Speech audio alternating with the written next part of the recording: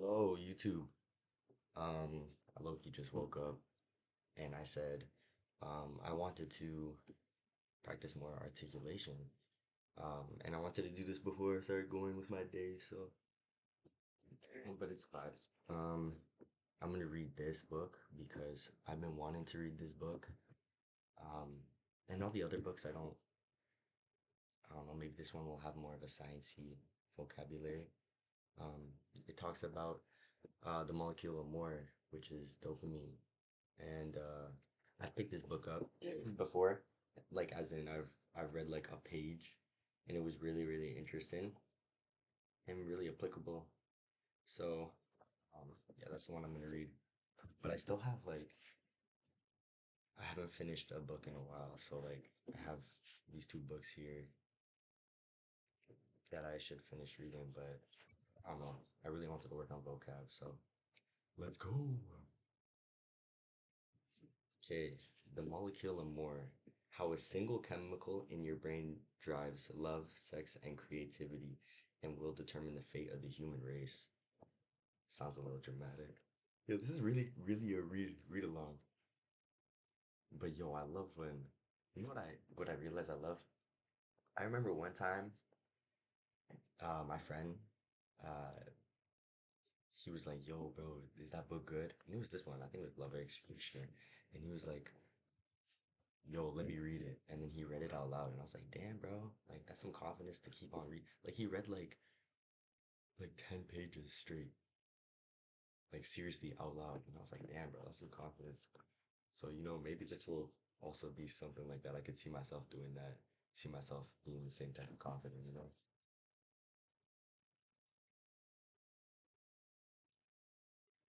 Okay, let me get into it, bro. Introduction: up versus down. Look down. What do you see? Look down. What do you see? Your hands, your desk, the floor, maybe a cup of coffee or a laptop computer or a newspaper. What do they have in common? These are things you can touch. What you see when you look down are things within your reach, things you can control right now, things you can move and manipulate with no planning, effort, or thought, whether it's a result of your work, the kindness of others, or a simple good fortune. Much of what you see when you look down is yours. Damn. There are things in your possession. Now look up. What do you see? No, what? Okay. The ceiling. Perhaps pictures on a wall? Yeah. Um, or things out the window. Trees, houses, buildings, clouds in the sky, whatever is in the distance.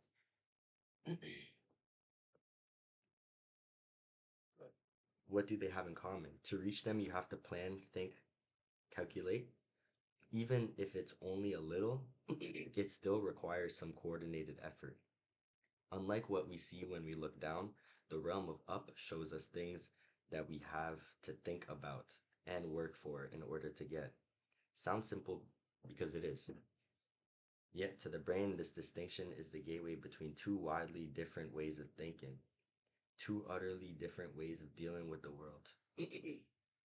In your brain, the down world is managed by a handful of chemicals, neurotransmitters. In the brain, the down world is managed by a handful of neurotransmitters. So they're saying that things in my possession, okay, they're called, okay, whatever. That let that let you experience satisfaction and enjoy whatever you have in the here and now. Okay. But when you turn your attention to the world of up, your brain relies on a different chemical, a single molecule that not only allows us to move beyond the realm of what's at your fingertips, but also motivates you to pursue, to control, and to possess the world beyond your immediate grasp. Damn, that sounds interesting. Wait, I thought dopamine would have been the neurotransmitter of down, but it's maybe up. Hmm. See, because I thought dopamine was gonna be like the here and now, because you don't. I assume that you don't really think about the future, you know? Because we see like dopamine's got such like I feel like a bad rep as of late. So that's why I thought it would be the here and now, not the look outside. I thought the look outside would have been like, you know, endorphins you could get. Let's say, oh, I look outside and I want to run. You know what I mean? So I don't know. But see, it drives you to seek out those things far away, both physical things and things you cannot see, such as knowledge, love, and power. Whether it's reaching across the table for the salt shaker, flying to the moon in a spaceship, or worshiping a god beyond space and time, this chemical gives us command over every distance, whether geographical or intellectual. Those down chemicals, call them the here and nows, allow you to experience what's in front of you. They enable you to savor and enjoy, or perhaps to fight or run away right now. The up chemical is different. It makes you desire what you don't have yet and drives you to seek new things. Hmm. It rewards you when you obey it and makes you suffer when you don't. It is the source of creativity and further along the spectrum, madness. It is the key to addiction and the path to recovery. It is the bit of biology that makes an ambitious executive sacrifice everything in pursuit of pursuit of success. Damn. That makes successful actors and entrepreneurs and artists keep working long after they have all the money and fame they ever dreamed of. And that makes a satisfied husband or wife risk everything for the thrill of something else, someone else. It is the source of the undeniable itch that drives scientists to find explanations and philosophers to find order, reason, and meaning. It is why we look into the sky for redemption and God. It is why heaven is above and earth is below. Damn. It is fuel for the motor of our dreams. It is the source of our despair when we fail. It is why we seek and succeed. It is why we discover and prosper. It is also why we are never happy for very long. To your brain, the single molecule is the ultimate multi-purpose device, urging us through thousands of neurochemical processes to move beyond the pleasure of just being, into exploring the universe of possibilities that come when we imagine. Mammals, reptiles, birds, and fish all have this chemical inside their brains, but no creature has more of it than a human being. That's me. It is a blessing and a curse, a motivation and a reward. Carbon, hydrogen, oxygen, plus a single nitrogen atom. It is simple in form and complex in result. This is dopamine, and it narrates no less than the story of human behavior. And if you want to feel it right now, if you want to put it in charge, you can do that. Look up.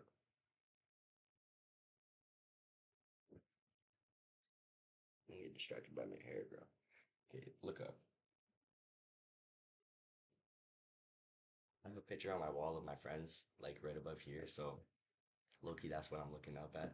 And I'm like, oh shoot, that was one of my goals to be a good friend and stuff. Put energy into my friendships. Um, Let me see something. But yeah, I'm like, yo, I could use dopamine. I mean, dopamine is like in that up goal right there. So that's what I was thinking of when I said that. Um, so chapter one, love. You found the one you waited all your life, so why doesn't the honeymoon last forever? In which we explore the chemicals that make you want sex and fall in love, and why sooner or later everything changes. Okay, this is in italics, so this is probably a story. Sean wiped a clear space on his steamed over bathroom mirror, ran his fingers through his black hair, This'll work, and smiled. This'll work, he said. He dropped his towel and admired his flat belly. His obsession with the gym had produced two-thirds of a six-pack. From that, his mind went to a more pressing obsession. Um, He had not been out with anyone since February, which was a nice way of saying he hadn't had sex in 7 months and 3 days. And he was disturbed to realize he had kept track so precisely. That streak ends tonight, he thought.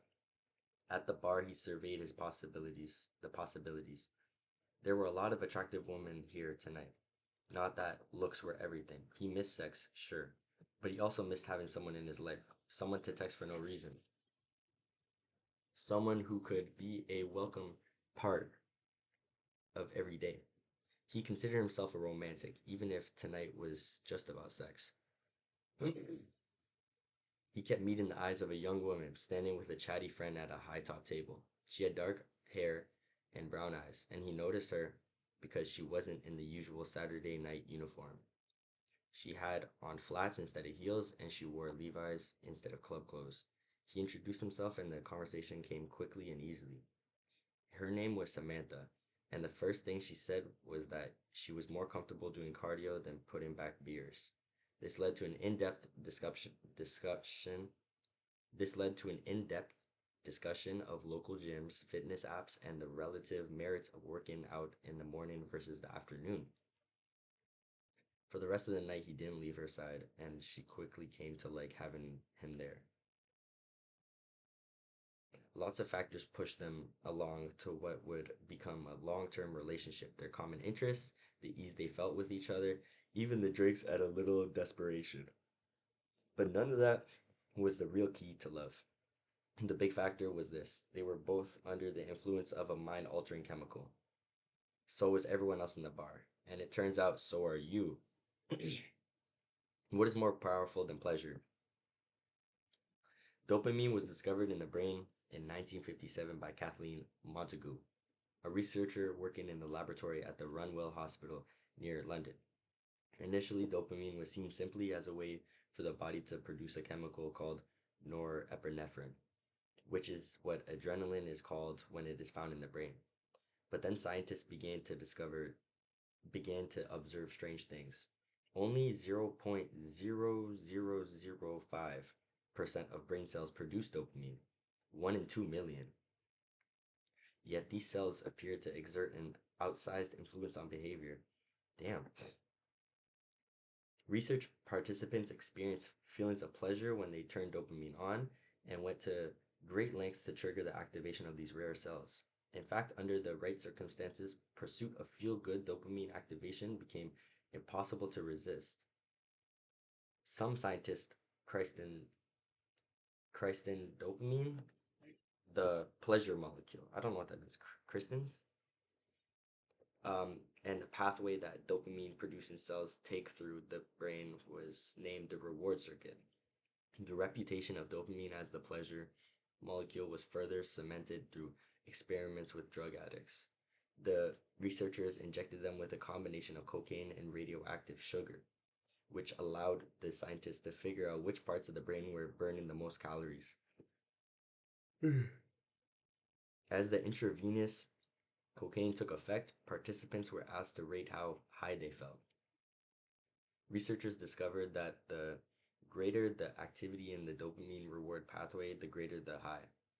As the body cleared the cocaine from the brain, dopamine activity decreased and the high faded. Additional studies produced similar results. The role of dopamine as the pleasure molecule was established. Other researchers tried to duplicate the results, and that's when unexpected things began to happen. They reasoned that it's unlikely that dopamine pathways evolved to encourage people to get high on drugs. Drugs were probably causing an artificial form of dopamine stimulation. It seemed more likely that the evolutionary processes that harness dopamine were driven by the need to motivate survival and reproductive activity. So they replaced cocaine with food, expecting the same effect. What they found surprised everyone. It was the beginning of the end for dopamine as the pleasure molecule. Dopamine, they discovered, isn't about pleasure at all. Dopamine delivers a feeling much more influential. Understanding dopamine turns out to be the key to explaining and even predicting behavior across a spectacular range of human endeavors. creating art, literature, and music, seeking success, discovering new worlds and new laws of nature, thinking about God, and falling in love. Sean knew he was in love. His insecurities melted away. Every day made him feel on the brink of a golden future. As he spent more time with Samantha, his excitement about her grew, and his sense of anticipation became constant. Every thought of her suggested limitless possibilities. As for sex, his libido was stronger than ever, but only for her. Other women ceased to exist. Even better, when he tried to confess all of his happiness to Samantha, she interrupted him to say she felt exactly the same. Sean wanted to be sure they would be together forever, so one day he proposed to her. She said yes. A few months after their honeymoon, things began to change. At the start, they had been obsessed with one another. Sorry for yawning. But with the passage of time, they that desperate longing became less desperate. The belief that anything was possible became less certain, less obsessive, less at the center of everything. Their elation receded. I gotta start using that word. It's a good word. Elated. I like that. They weren't unhappy, but the profound satisfaction from their earlier time together was slipping away. The sense of limitless possibilities began to seem unrealistic. Thoughts about each other that used to come constantly didn't. Other women began to draw Sean's attention, not that he intended to cheat. Samantha let herself flirt sometimes too, even if it was no more than a shared smile with the college boy bagging groceries in the checkout line. They were happy together. But the early gloss of their new life began to feel like their old life apart. The magic, whatever it was fading. Just like my last relationship, thought Samantha. Samantha. Been there, done that, thought Sean. Interesting. Yeah, I think I'm gonna go to 20 minutes to 17 minutes right now. Um, and like low key, I'm gonna read some of this by myself because yeah, I read some of the prelogue, but this is only page 4, so this would take up hella time. In some ways, rats are easier to study than human beings.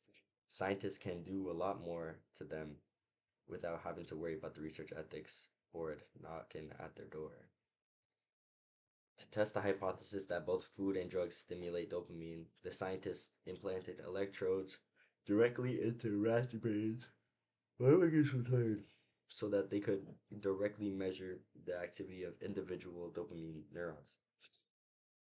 Next, they built cages with chutes for food pellets. The results were just as they expected. As soon as they dropped the first pellet, the rats' dopamine systems lit up. Success. Natural rewards stimulate dopamine activity just as well as cocaine and other drugs. Cocaine is, I swear, it like activated dopamine.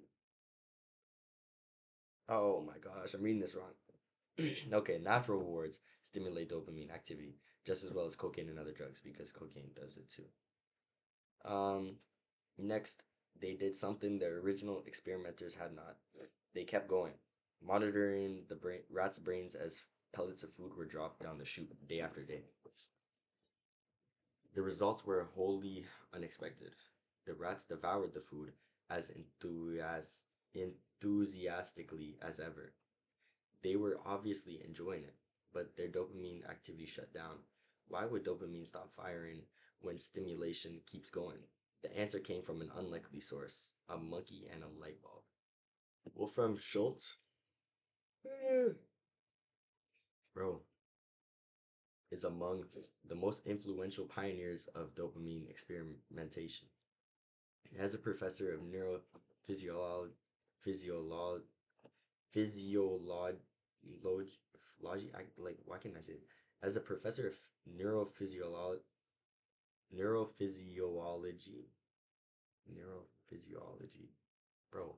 As a professor of neurophysiology at the University of Freiburg, Switzerland, he became interested in the role of dopamine in learning. He implanted tiny electrodes into the brains of, see, I've seen this type of monkey before, macaque, I think macaque monkeys, where dopamine cells clustered together. These monkeys are always used in Experimentations, man. Gotta feel bad for them. He then placed the monkeys in an apparatus that had two lights and two boxes. Every once in a while, one of the lights turned on. One light was a signal that the food pellet could be found in the box on the right. The other meant the food pellet was in the box on the left. It took the monkeys some time to figure out the rule. At first, they opened the boxes randomly and got it right about half the time. When they found a food pellet, dopamine cells in their brain fired, just as in the rats.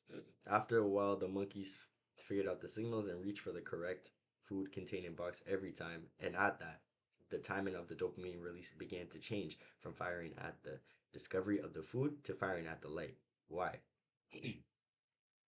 Seeing the light go on would always be unexpected. But once the monkeys figured out that the light meant they were about to get food, the surprise they felt came exclusively from the appearance of the light, not the food.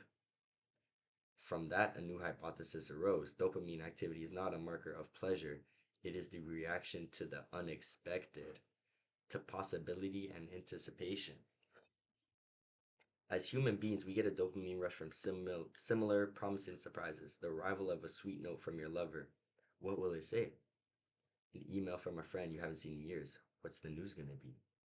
Or if you're looking for romance, meeting a fascinating new partner at a sticky table in the same old bar. What might happen? But when these things become regular events, their novelty fades, and so does the dopamine rush. And a sweeter note, or a longer email, or a better table won't bring it back. Okay, you know what? I'm gonna read until here because look, this is a good thought, interesting thought. I feel this simple idea provides a chemical explanation for an age-old question: why does love fade? Our brains are programmed to crave the unexpected and thus to look to the future, where every exciting possibility begins. But when anything, including love, becomes familiar, that excitement slips away, and the new things draw our attention. The scientists who studied this phenomenon named the buzz we get from novelty reward prediction error. Hmm. And it means just what the name says. Reward prediction error? Why would predict an error? Anything including love becomes familiar, that excitement slips away, and new things draw our attention. Reward prediction error? Oh, because I'm gonna assume it's called that because when when the prediction of something that we got used to, so when the prediction of an anticipated event that typically brought us um a lot of dopamine because of its novelty, so let's just say like love, like going out with somebody new, um when the prediction of the level of dopamine response that would come from that is wrong, so there's an error, like it's not as much as we expected, uh, that is, we incorrectly predicted our reward, so reward prediction error. Yes, sir. We constantly make predictions about what's coming next, from what time we can leave work to how much money we expect to find when we check our balance at the ATM. When what happens is better than we expect, it is literally an error in our forecast of the future. Maybe we get to leave work early, or we find $100 more in check-in than we expected. That happy error is what launches dopamine into action. It is not the extra time or the extra money themselves. It's the thrill of the unexpected good news. In fact, the mere possibility of a reward prediction error is enough for dopamine to swing into action. Imagine you're walking to work on a familiar street, one you've traveled many times before. All of a sudden, you notice that a new bakery has opened, one you've never seen. You immediately want to go in and see what they have. That's dopamine taking charge, and it produces a feeling different from enjoying how something tastes, feels, or looks. It's the pleasure of anticipation, the possibility of something unfamiliar and better. You're excited about the bakery, yet you haven't eaten any of their pastries, sampled any of their coffee, or even seen how it looks inside. See, like, I low key talked about this. I'm gonna try and change the word low key one day. Um, I touched on this earlier in my Substack when I was talking about intrinsically liking something because dopamine, I don't know if we intrinsically like it because it's part of the wanting system. So, like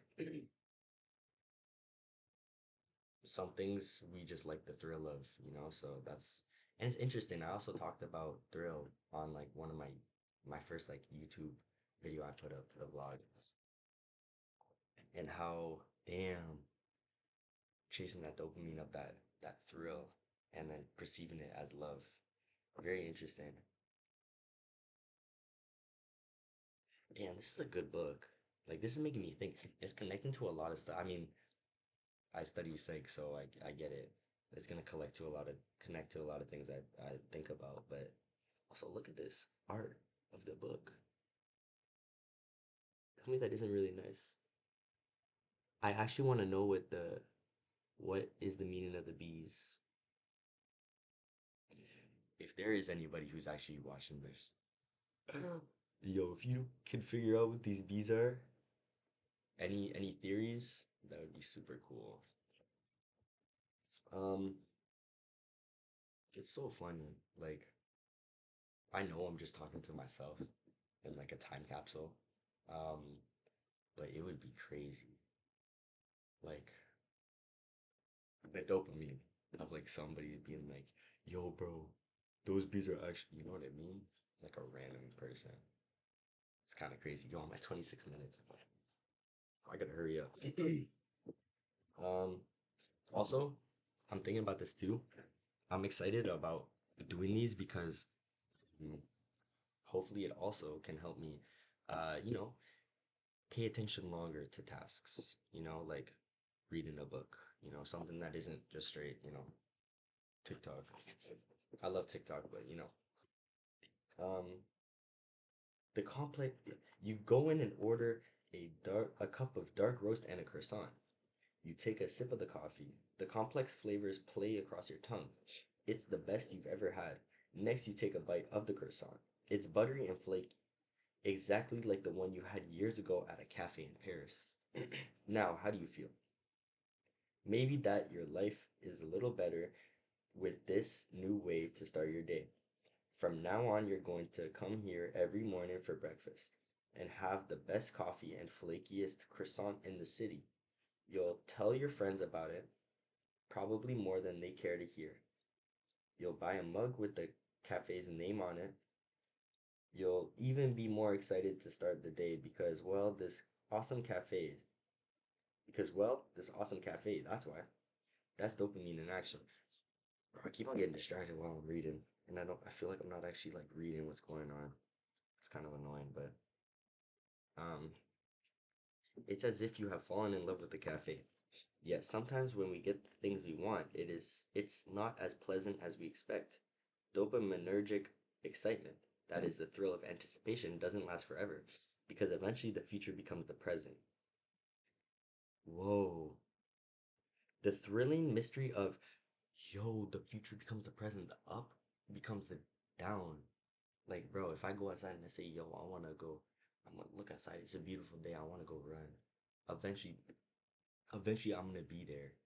And then I'm gonna be like looking down at the pavement, and that's my now. Yo, I never realized how like looking down is now.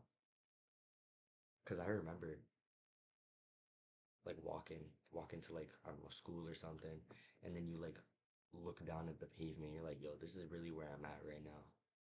I used to do that all the time. Um, bro, I'm so distracted.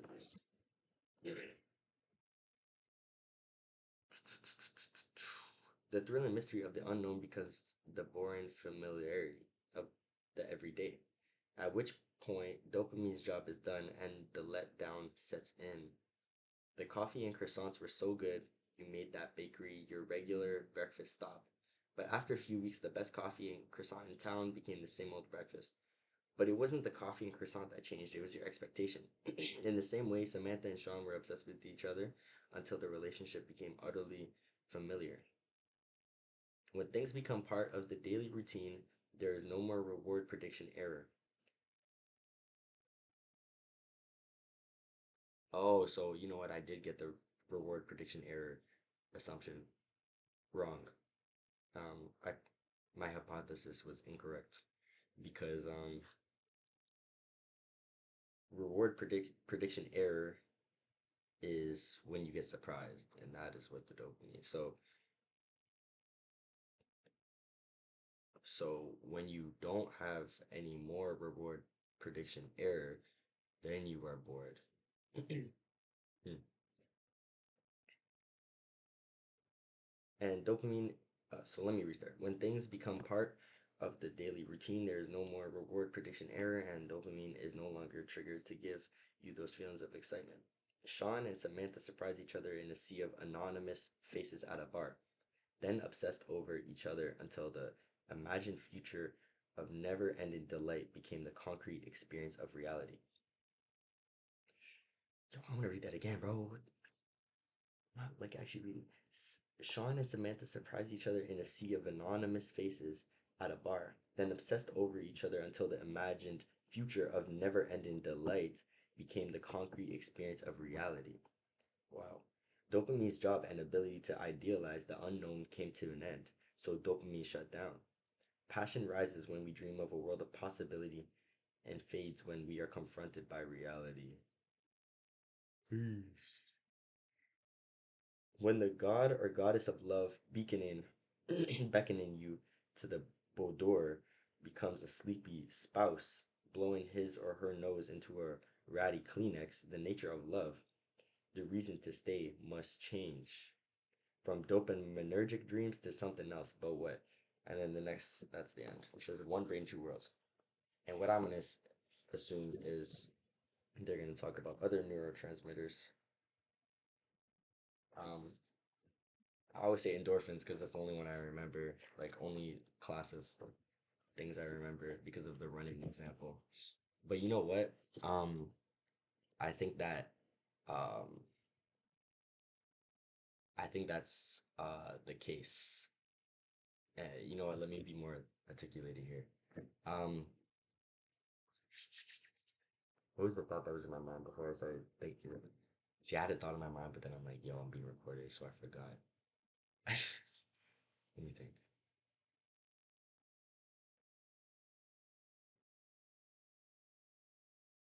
Oh yeah, okay. So, we have dopamine to try things, you know, to be like, um, you know what? I wanna become a runner. Yeah, I'm going on my a personal experience. Oh, I want to be a runner because what will being a runner get me? You know? Oh my goodness, am I gonna meet somebody on these runs? Or am I gonna become like incredibly have incredible willpower because I started running? That was the dopamine of beginning to pick up a new task. Now, after that dopamine has faded, what is behind your motivation now? And thankfully, um, for running, you actually get these endorphins that, um, you know, give you the high that dopamine would have given you. So that's why some activities stick, some activities don't. And I don't think it's a bad thing because let's just say that instead of running, I decided I wanted to crochet, which I really want to do. That's one of those things dopamine wants me to do. But maybe I figure out that like I don't intrinsically like crocheting, and that's fine. So I pick up something else that I will enjoy, past the dopamine. And I think that's kind of how you figure out, you know, who you are and what you enjoy doing. So that's very interesting. Yeah, I went over by 15 minutes. It's gonna be 35 minutes. Jason, if you were able to stay the whole 35 minutes in the future, thank you, I guess. I don't know. I don't know why you'd be watching this long.